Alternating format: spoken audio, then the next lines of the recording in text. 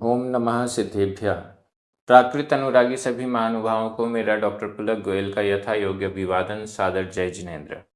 प्राकृत diploma course के अंतर्गत पाठ्य पुस्तक प्राकृत गद्य पद्य सौरभ भाग 2 का अध्ययन चल रहा है। 3 पाठ पूरे हो चुके हैं। चौथा पाठ आचारांग चल रहा है। इसकी 14 गाथाओं का अध्ययन हो चुका है। भगवान महावीर स्वामी श्रमण अवस्था में जगह जगह विहार कर रहे हैं, ध्यान में लीन हो रहे हैं, तपस्या कर रहे हैं। इन सब का वर्णन इन गाथाओं में संकलित है। आज हम 2 गाथाओं का अध्ययन करेंगे, क्रमशः गाथा क्रमांक 15 और 16। दोनों गाथाएं बहुत अच्छी हैं। महावीर भगवान श्रमण अवस्था में जिन उपसर्गों को, कष्टों को सहन कर रहे हैं, उनका कुछ वर्णन यहाँ गाथाओं में मिल रहा है। यहाँ पर गाथा क्रमांक 15 मूल आचारांग में 283 नंबर पर है और गाथा क्रमांक 16 मूल आचारांग में 285 नंबर पर है। चलिए प्रारंभ करते हैं। गाथा क्रमांक 15 उच्चारण। सयणीहिं सयणीहिं तस्सुवसग्गा, आधा सा पूरा सा, आधा गा पूरा गा, तस्सुवसग्गा तस्सुवसग्गा। भीमा भीमा आसी आसी। अणेगरुवा, रा में बड़े ऊ की मात्रा, अणेगरुवा। य संसप्पगा, आधा पा पूरा पा, संसप्पगा। य जे पाणा पाणा। अदुवा अदुवा। पक्षिणो, आधा क ख, पक्षिणो। उवचरन्ति उवचरन्ति। सयणेहि तस्सुवसग्गा सयणेहि तस्सुवसग्गा।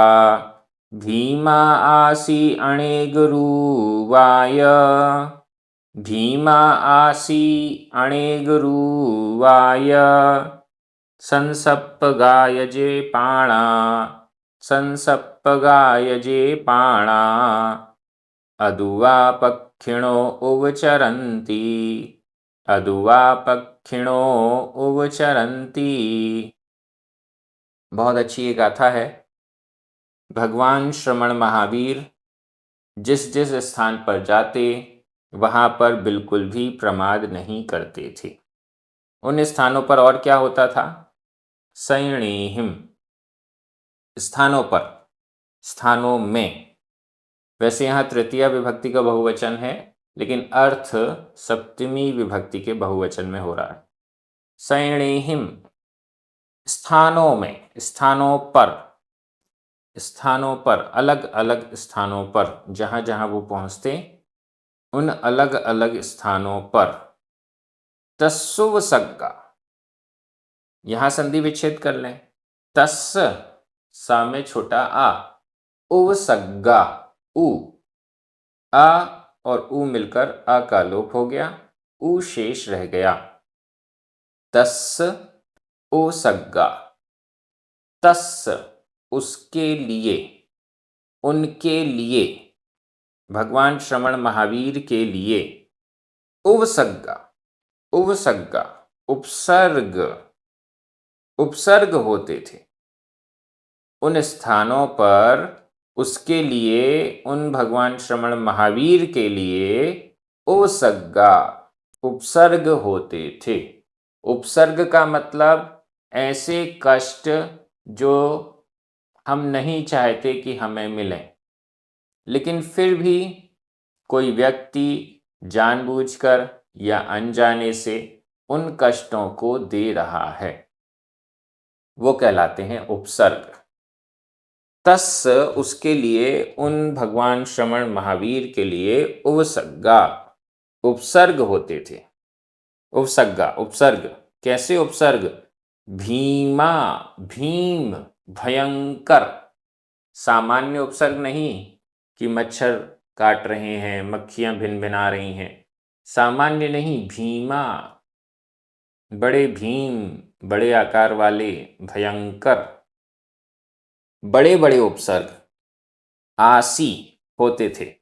आसी, थे, होते थे। बड़े बड़े उपसर्ग होते थे। अणेगरुआ, य और अणेगरुआ, अनेक रूप वाले, अलग अलग प्रकार के, आज कुछ कल कुछ। अणेगरुआ, अनेक रूप वाले।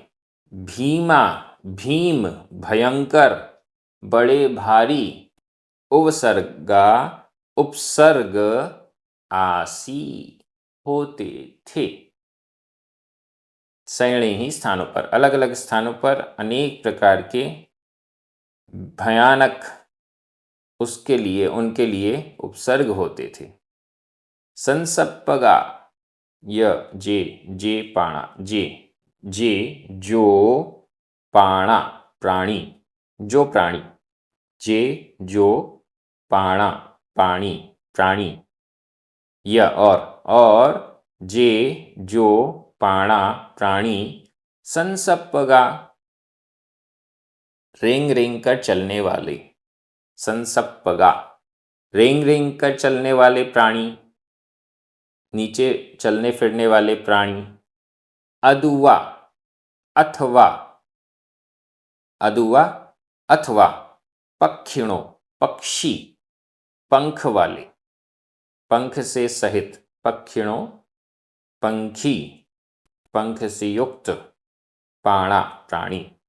जो संसप्पगा, चलने फिरने वाले हैं, रेंग कर चलने वाले हैं, ऐसे पाणा, प्राणी। और अथवा पक्षिणों, पंख युक्त प्राणी। उवचरंती, उपद्रव करते थे। उवचरंती वर्तमान काल का प्रयोग है, लेकिन इसका अर्थ भूतकाल में जाएगा। उवचरंती, उपद्रव करते थे। रेंग कर चलने वाले और पंखों से सहित ऐसे प्राणी, ऐसे जो प्राणी थे, ऐसे जो जीव थे, जंतु थे, वो उवचरंती, उपद्रव करते थे, परेशान करते थे। रेंग कर चलने वाली चींटियां परेशान करती थीं। मच्छर पंखयुक्त परेशान करते थे। बड़े बड़े पक्षी, जब मुनि महाराज, श्रवण महावीर ध्यान में लीन हैं, किसी पेड़ के नीचे किसी स्थान पर बैठे हैं, ऊपर से पक्षी ने देखा कि ये तो कोई प्रतिमा है, कोई मूर्ति है, कोई वस्तु है, और वो आकर उसके ऊपर बैठ जाए, उनके ऊपर चोंच मारने लग जाए, कुछ भी करने लग जाए। कोई हिरण आए, इसको पत्थर समझकर मुनि महाराज को, श्रवण भगवान महावीर को पत्थर समझकर अपनी पीठ रगड़ने लग जाए, सींग मारने लग जाए, कुछ भी। चलने फिरने वाले प्राणी, पंखों वाले प्राणी, उवचरंती, उपद्रव करते थे। इस प्रकार से ये गाथा का अर्थ हो गया है। व्याकरण की दृष्टि से देखिए, सयणेहिम, ये वैसे तो तृतीय विभक्ति का बहुवचन है, लेकिन इसका अर्थ सप्तमी विभक्ति के बहुवचन में हो रहा है। तस्स, चतुर्थी विभक्ति का एक वचन है। उपसर्गा, भीमा, अणेगुरुवा,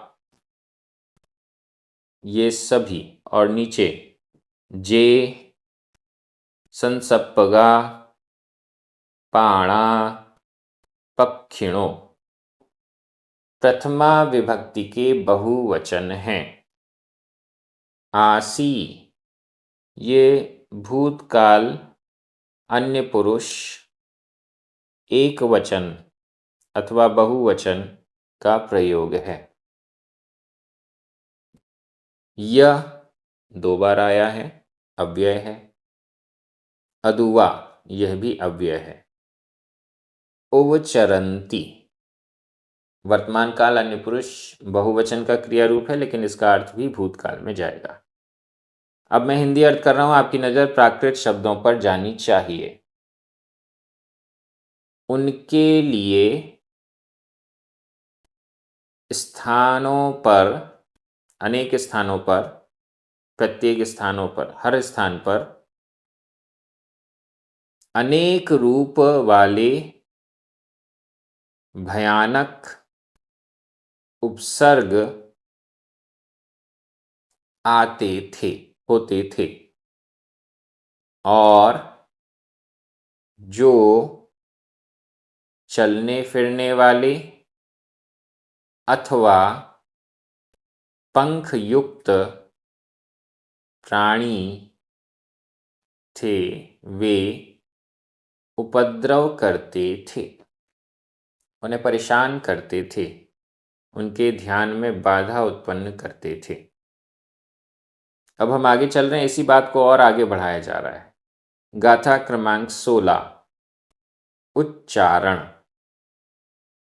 इह लोइयाइम, इह लोइयाइम, इह लोइयाइम, पर लोइयाइम, पर लोइयाइम, भीमाइम, भीमाइम, अणेगरुवाइम, रा में बड़ी ऊ की मात्रा है, अणेगरुवाइम, अवि, अवि, सुब्भी, आधा ब भ, सुब्भी, दुब्भी, आधा ब भ, गंधाइम, सुब्भी दुब्भी गंधाइम, सद्दाइम, आधा दा पूरा दा, सद्दाइम, अणेगरुवाइम, अणेगरुवाइम, इहलोइयाइम, परलोइयाइम, इहलोइयाइम, परलोइयाइम, भीमाइम, अणेगरुवाइम, भीमाइम, अणेगरुवाइम, अविशुद्धिदुब्धिगंधाइम, अविशुद्धिदुब्धिगंधाइम, सद्दाइम, अणेगरुवाइम, सद्दाइम, अणेगरुवाइम। और कैसे कैसे उपसर्ग होते थे? इह लोइयाइम, इह लोइयाइम, इह लोक संबंधी, इस लोक संबंधी, वर्तमान लोक संबंधी। भगवान श्रमण महावीर इन प्रकार के उपसर्गों को, उपद्रवों को सहते थे, सहते थे, झेलते थे। ये शब्द यहाँ इस गाथा में नहीं है, आगे आने वाली गाथा में है, लेकिन फिर भी यहाँ पर हम अर्थ करते हुए उसका अधिग्रहण कर लेंगे। भगवान श्रमण महावीर इन इन प्रकारों के उपसर्गों को झेलते थे, सहन करते थे। इह लोइयाइम, इस लोक संबंधी, वर्तमान लोक संबंधी।